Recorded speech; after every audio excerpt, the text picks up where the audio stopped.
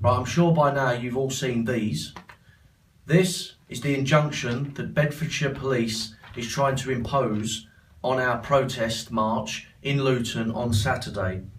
Now, this is the most scandalous and outrageous abuse of police powers I have ever come across in all my years of politics. I have never seen something like this imposed on another political group in this country. This is a first in British political history.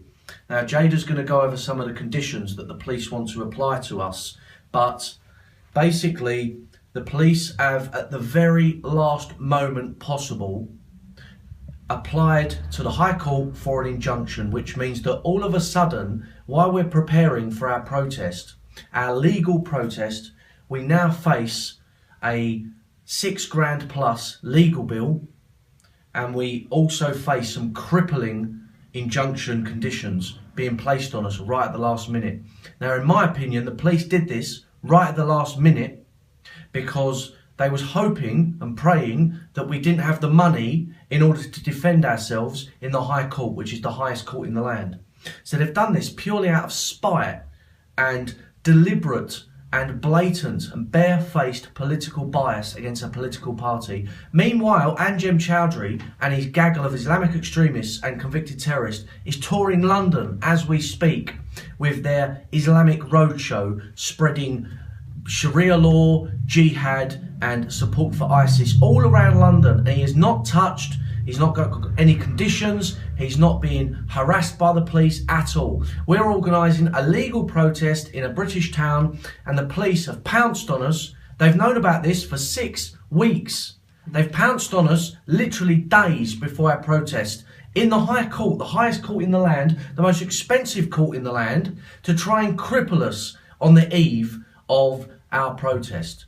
That's what they're trying to go for. Now, Jayda, please just go through some of these ridiculous conditions that the police are trying to impose on us. Yeah, they are ridiculous. And the other reason they've done it at the 11th hour is obviously so that if they get this, we can't appeal it in time for our protest on Saturday. So there are various conditions. There are 5 points to this injunction, but there are 2 that are, particularly concerning. The first of which, so basically this injunction says it is to prohibit Paul Golding and Jayda Fransen for a period of 1 year. And the following are the conditions, one of which being entering the town of Luton in Bedfordshire and its surrounding areas as indicated in the attached plan. The plan basically covers the whole of Luton and the surrounding areas, meaning we can't even drive through. We can't go there. It's a British town, we're British, but we can't go there if they get this injunction. The other point that is really, really concerning that they have applied for is that myself and Paul Golding will be prohibited from publishing, distributing or displaying or causing to be published, distributed or displayed any words or images, whether electronically or otherwise, which, having regard to all the circumstances, are likely to stir up religious and or racial hatred or Islamophobia. Now, we have sought legal advice on this particular clause because you will appreciate everything we do entails putting out words, images, whether it be on Facebook, Twitter, email, in our newspaper, in our letters, in our leaflets.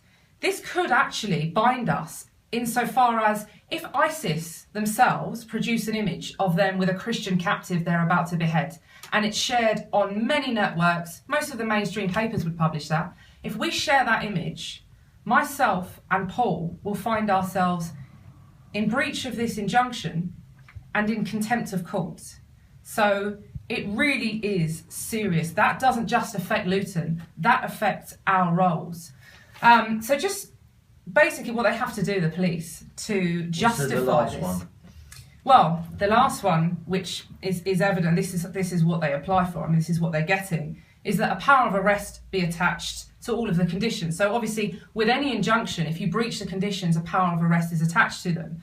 So if we were to breach any of those, so if we were to post something that they deemed to, incite racial hatred or religious hatred or cause anyone distress. And who is it that determines what is Islamophobic? Well, who determines what's Islamophobic and who's not? Well, is it the police? Well, the police are actually, at the moment, you know, taking the whole of this matter into their own hands, and they are being judge, jury, execution of the lot, you know. The courts have the final say, of course, but they've made that very clear that any image we produce or share would be deemed as breaching that clause. So it's evident, they've already laid the grounds. We can't even share images. It's just ludicrous. So in order for them to get this injunction, they have to back this up. And this is the details of claim. These are the grounds on which the police are applying for this injunction. Just listen to some of these points. The first point they're saying is an interview that I gave to BBC Three Counties regarding our Luton Day of Action, in which they said I made some highly provocative statements and caused harassment and distress to the Muslim community in Luton. They also refer to a day when Paul and myself went to Luton. We drove through Bury Park. We were attacked by various Muslims, one of whom has been arrested for attempting to assault Paul Golding. They're saying that because of that assault on us, that's grounds for us to have an injunction. The other thing they're saying is that our march, and I quote, "Our march will also take place during the holy month of Ramadan." This is a Christian country, and the police are stating that we cannot march because it's the holy month of Ramadan. It's absolutely outrageous. It's totally outrageous. So basically, those are the terms of the injunction, and those are the grounds. A media interview, the fact that we were attacked. We were attacked. So we're not allowed in Luton. Yep. And it's the holy month of Ramadan. I mean, that's basically it in a nutshell. So we need to talk now about why this is so serious. We need to explain what the consequences are. And the predicament that the police have put us in deliberately just one day before our protest in Luton. Now, quite frankly, if we don't hire a barrister, if we don't somehow raise the money to hire a barrister, then we will probably lose, because Jayda will be out of her depth, I'll be out of my depth. We're not equipped to be arguing in the High Court in London. It's not an option. If we don't get a barrister, then we're probably going to lose, and the police will get these conditions. That will mean, first of all, we won't be able to come to Luton on Saturday, me and Jayda, or we will basically be thrown in prison for contempt of the High Court, the highest court in the land. Secondly, this clause, publishing, distributing or displaying any words or images, electronic or otherwise, that are likely to stir up Islamophobia or religious hatred, that's purely down to the discretion of the police. Now, if the police say, you've put up an image that criticises Anjem Choudhury, bang, you're both in contempt of court, contempt of the High Court, you will be arrested and you'll be thrown in prison. We've been told by solicitors and barristers at least 6 months. So basically, if we don't raise the money, then we'll lose. Me and Jayda will be in a position where we have to walk away from Britain First or go to prison. Yeah. We're in a position where we either stay away from Luton or we go to prison.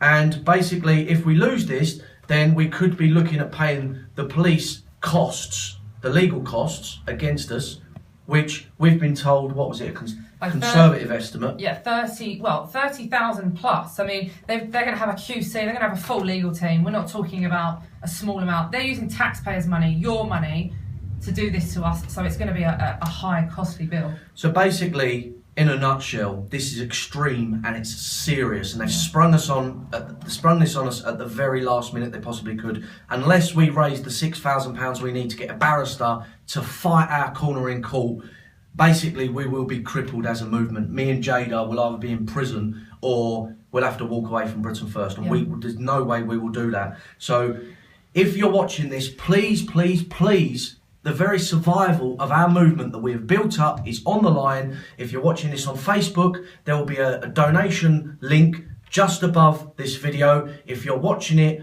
from an email bulletin on the Britain First website, then there'll be a big red button saying donate under the video. Please, please, please chip in whatever you can to our fighting fund so that we can get a barrister and defeat this and come out victorious.